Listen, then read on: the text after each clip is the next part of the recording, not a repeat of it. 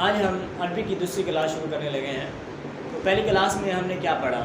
پہلی کلاس میں ہم نے یہ ڈھانچے کی عربی پڑھی۔ ڈھانچے کو عربی میں ہیکل نازمیون کہا جاتا ہے۔ اس طرح پھر کھوپڑی کی پڑھی، ٹھیک ہے۔ بھوؤں کو عربی میں کیا کہتے ہیں؟ آنکھ کی پتلی، اس کو عربی میں کیا کہتے ہیں؟ اسی طرح آنکھ کے اوپر پپوٹا ہوتا ہے، اس کو عربی میں کیا کہتے ہیں؟ اسی طرح پھر یہ آنسو بہنے کی جگہ، اس کا بھی عربی میں ایک نام ہوتا ہے۔ اسی طرح پھر جو ہماری پلکیں ہوتی ہیں، اس کا بھی ہم نے پڑھ لیا، مسوڑوں کا پڑھ لیا، جبڑے کا پڑھ لیا، تالو کا پڑھ لیا۔ اسی طرح پھر کان کی لو ہوتی ہے، کان کو عربی میں کیا کہتے ہیں؟ اس کی لو کو کیا کہتے ہیں؟ اور کان کا سوراخ ہوتا ہے، اس کا بھی عربی میں ایک نام ہے۔ تو بچوں یہ ہم نے سارے یہ پڑھ لیے۔ تو آج ہم عربی کی کلاس 2 شروع کرنے لگے ہیں۔ تو ہم نے جیسے کہ ہم نے کل بتایا تھا کہ ہم دوسری کلاس میں انشاءاللہ یہ گردن کے متعلق جو اعضاء ہیں انشاءاللہ ہم یہ پڑھیں گے، اور یہ بازو کے متعلق جتنے بھی اعضاء ہیں، مثلا یہ ہاتھ کو عربی میں کیا کہتے ہیں، ہتھیلی کو کیا کہتے ہیں، ہاتھ کی بیک سائڈ کو عربی میں اس کا بھی ایک نام ہوتا ہے، اس کو کیا کہتے ہیں، یہ ہماری کلائی ہے، اس کو کیا کہتے ہیں۔ اسی طرح ہماری کونی ہے، یہ بازو ہے، اسی طرح انگلیوں کے الگ الگ نام ہوتے ہیں ہر انگلی کے، یہ انشاءاللہ آج کی کلاس میں ہم پڑھیں گے۔ تو سب سے پہلے بچوں یہ ہمارے 1-2 لفظ کل رہ گئے تھے، مثلا دماغ ہے، دماغ کو عربی میں بھی دماغ کہا جاتا ہے، ٹھیک ہے۔ اسی طرح ادھر آپ کو میں نقشے میں بھی دکھا رہا ہوں، دماغ کو عربی میں دماغ کہتے ہیں۔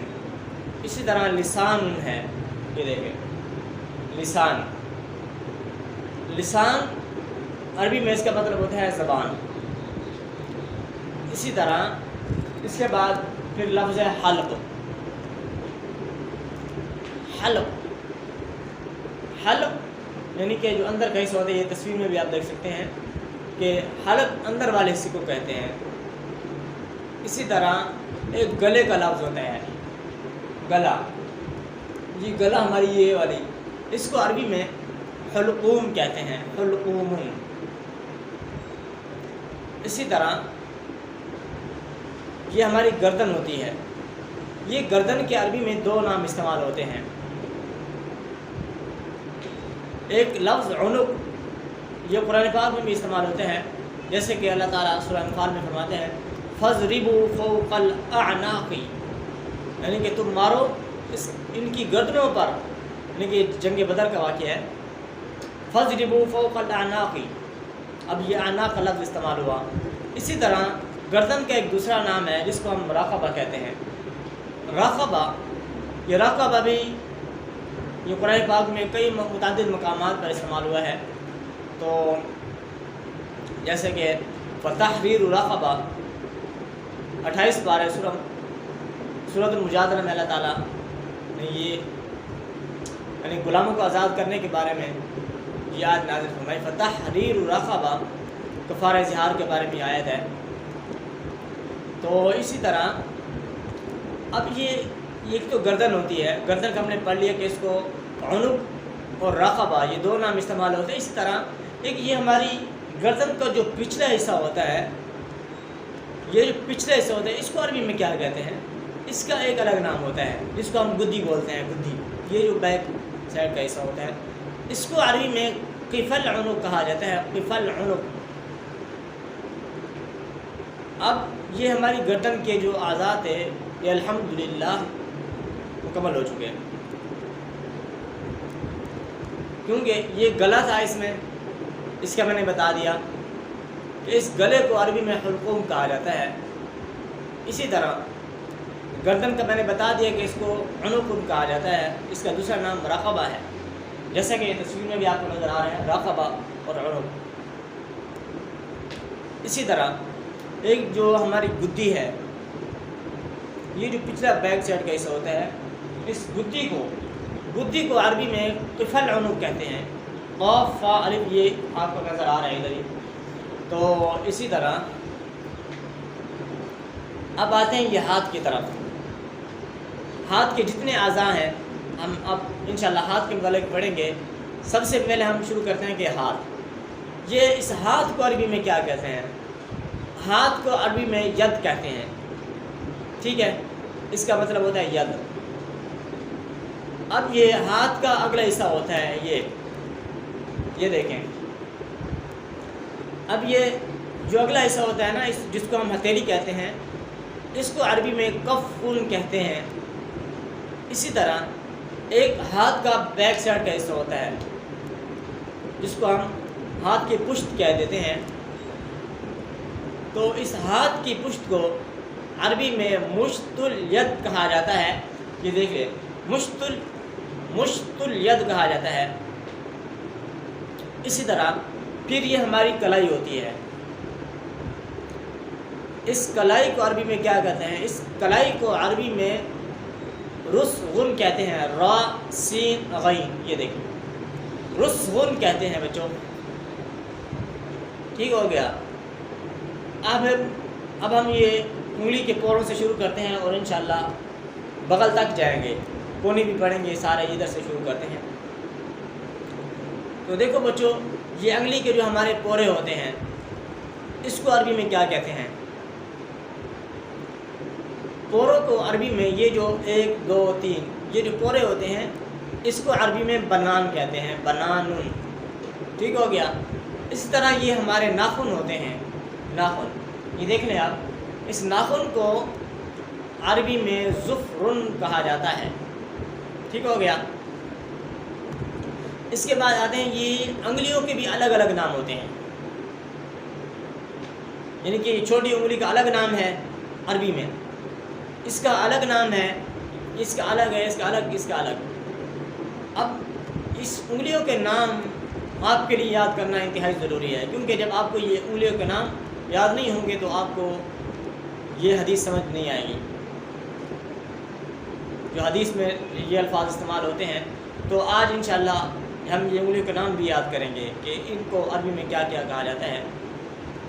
تو سب سے پہلے یہ چھوٹی انگلی سے ہم پڑھتے ہیں، چھوٹی انگلی، اس کو عربی میں خنصر کہا جاتا ہے، خا نون صاد را، خنصر، یہ دیکھیں، اس کو عربی میں خنصر کہتے ہیں۔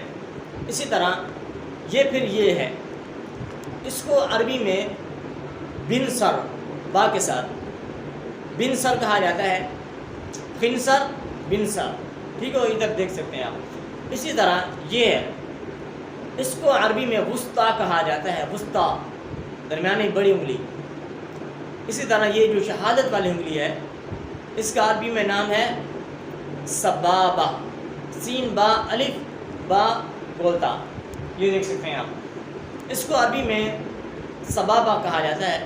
اسی طرح پھر یہ انگوٹھا ہے، اس کا عربی میں الگ نام ہے، اس کو عربی میں کیا کہتے ہیں؟ یہ دیکھ سکتے ہیں، اس کو عربی میں ابہام، ابہامن کہا جاتا ہے، ٹھیک ہو گیا بچوں۔ یہ ہماری انگلیوں کے نام پورے ہو چکے ہیں۔ اس کے بعد ہم چلتے ہیں کہ یہ جو ہم مٹھی بند کرتے ہیں، مٹھی بند کرتے ہیں، اس کو جیسے ہم کہتے ہیں کہ ہماری مٹھی میں کیا ہے، تو اب یہ اس مٹھی کو عربی میں کیا کہتے ہیں؟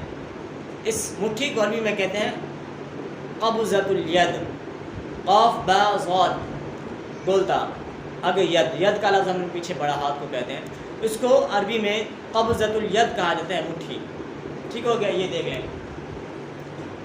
اس کے بعد ایک اور لفظ استعمال ہوتا ہے، مکہ، ہم کسی کو مکہ مارتے ہیں، پنچ مارتے ہیں، تو اس کو عربی میں کیا کہتے ہیں؟ اس مکے کو، اس مکے کا لفظ عربی میں استعمال ہوتا ہے لقمۃن، لام چھوٹا کاف، میم بولتا، یہ دیکھیں، لقمۃن، ٹھیک ہو گیا۔ اس لقمہ کا مطلب ہوتا ہے پنچ، مکہ، گھونسا، ٹھیک ہو گیا۔ تو یہ ہمارے یہ ہاتھ کے الحمدللہ ہاتھ کے جتنے بھی اعضاء ہیں یہ پورے ہو چکے ہیں۔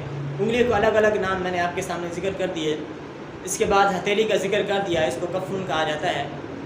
اسی طرح یہ ہاتھ کا بیک سائڈ، اس کا بھی الحمدللہ میں نے آپ کے سامنے ذکر کر دیا کہ اس کو مشط الید کہا جاتا ہے۔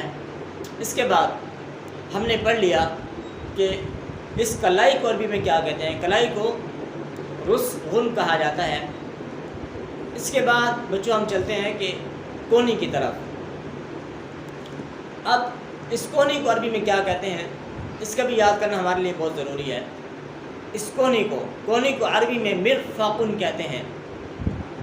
یہ دیکھ لیں، اس کو مرفقن عربی میں کہا جاتا ہے کیونکہ یہ الفاظ قرآن پاک میں استعمال ہوتے ہیں.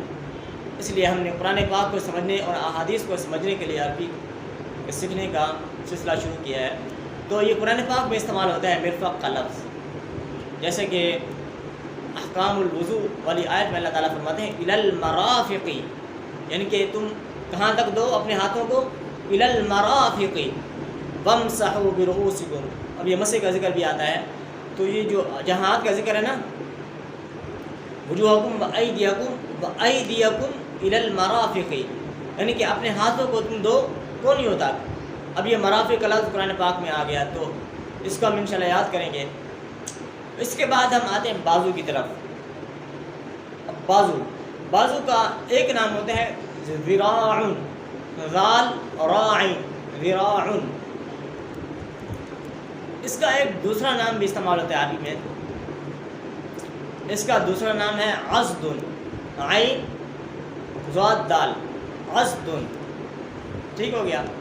تو اب ہم جاتے ہیں، بس ایک آخری لفظ پڑھنے لگے ہیں. بس یہ بغل کے بارے میں پڑھتے ہیں، پھر آپ کے لیے اجازت. یہ بغل، اس بغل کو عربی میں ابتن کہتے ہیں. الف با طا، ابتن. ابتن بھی کہتے ہیں بکسر الباء او بجزم الباء، یعنی کہ دونوں استعمال ہوتے ہیں، ابتن اور ابتن. ٹھیک ہو گیا. تو ہم چلتے ہیں. بس ہمارا آج کا یہ سبق کمپلیٹ ہو چکا ہے.